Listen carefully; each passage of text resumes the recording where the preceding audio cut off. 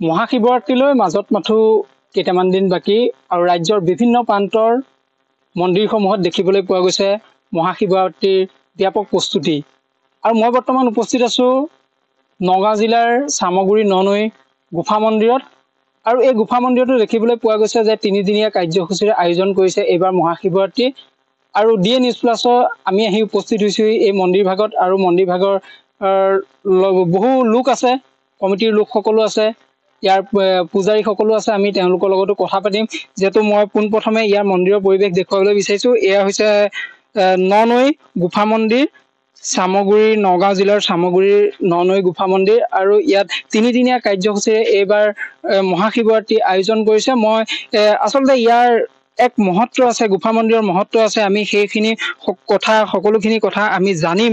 আমি পোনপ্ৰথমে ইয়াৰ মন্দিৰৰ পৰিৱেশ দেখুৱাবলৈ বিচাৰিছোঁ। চাওক কেনেধৰণে আচলতে মন্দিৰ দৰ্শন কৰিবলৈ আচলতে বাবাক দৰ্শন কৰিবৰ বাবে এটা গুহাৰ ভিতৰৰে যাব লগা হৈছে। আৰু বৃহৎ বৃহৎ শিলাখণ্ড আছে, সেই শিলাখণ্ড পাৰ হৈ বাবাক দৰ্শন দিব লাগিব। এয়াই হৈছে গুফা মন্দিৰ, যাৰ বাবে বিভিন্ন স্থানৰ পৰা আহি ভক্তসকলে ইয়াত পূজা অৰ্চনা কৰে, ধূপ জ্বলায়, চাকি বন্তি জ্বলায়। আৰু মোৰ লগত কমিটিৰ লোকসকলো আছে, মই তেওঁলোকৰ ওচৰলৈকো যাম। এইবাৰ কেনেধৰণে আয়োজন কৰিছে, কেইদিনীয়া কাৰ্যসূচীৰে আয়োজন কৰিছে, কি ক'ব, এইকণ কোন জেগা হয় আৰু মন্দিৰ ভাগৰ নাম কি আৰু শিৱৰাত্ৰি কেনেধৰণে আয়োজন কৰিছে? হয়, নমস্কাৰ। মই প্ৰথমতে ডিএ নিউজক অশেষ ধন্যবাদ দিছোঁ, যিহেতু আমাৰ মহাশিৱৰাত্ৰি আহি আছে। আৰু এই মহাশিৱৰাত্ৰি আমি 3 দিন কাৰ্যসূচী ৰাখিছোঁ। আমাৰ 3 দিন কাৰ্যসূচী ৰাখিছোঁ। 3 দিন কাৰ্যসূচীতে আমাৰ আছে, নাম আছে, আৰু বাহিৰত তেনেকুৱা নাম পাতি মাতিছোঁ, আৰু ভজন কীৰ্তন আছে। আৰু ৰাতিকে আমি ভাবিছোঁ আমাৰ যি শিৱপুৰাণ, আমি শিৱপুৰাণো কৰাম।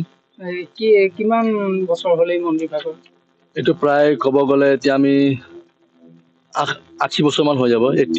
80 years হৈ যাব, বেছি হ'লেও কম নহ'ব। হয়, নিশ্চয়কৈ। আচলতে 3 দিনীয়া কাৰ্যসূচীৰে আৰম্ভ কৰিব মহাশিৱৰাত্ৰি। যিহেতু এই মন্দিৰৰ এক মহত্ব আছে যে সপোনত দেখা পাইছিলে এই মন্দিৰ ভাগ অনুসৰে এই মন্দিৰ ভাগ স্থাপন কৰা হ'ল এই স্থানত। মোৰ লগত বাবা আছে, মই তেওঁৰ ওচৰলৈ যাম। বাবা, কি ক'ব, যিহেতু এজন লোকে সপোনত দেখা পাইছিলে, তাৰপিছত চৰাই খেদিব আহি বাবাৰ অৱস্থান পালে, কেনেকুৱা মানে কেনেধৰণে হৈছিলে? এই চৰাইটোৱে দেখা দিলে তাক বাবাটো। সি যেতিয়া চৰাইটো সোমাই যোৱাৰ পিছত মানে গছ দিলে, ভৰিত গছ দিয়াৰ পিছত সি তাক সপোনত দেখা দিলে। সপোনত দেখাই চাইছে, হয় অকমান বাবাও এটা হেৰি লিংগ হৈ আছে। তেতিয়া সি চাফা তাফা কৰি আৰু তাহাঁতে ইয়াৰ পূজা পাতল দি দিলে। যোনে পাইছিলে এই আমাৰ এইটো কাৰ্যসূচী বৰে 3 দিনীয়া কাম। কিমান দূৰৰ পৰা ভক্তসকল আহে ইয়াত পূজা? তাৰপৰা নগাঁৱলৈকে আহিব আৰু দূৰলৈকে আহিব। বহুত দূৰৰ পৰা আহে? বহুত দূৰৰ পৰাও আহে কিছু। এতিয়া আপোনালোকৰ প্ৰস্তুতি চলি আছে আমাৰ ইয়াত কাম কাজ চলি আছে? কাম কাজ চলি আছে এতিয়া।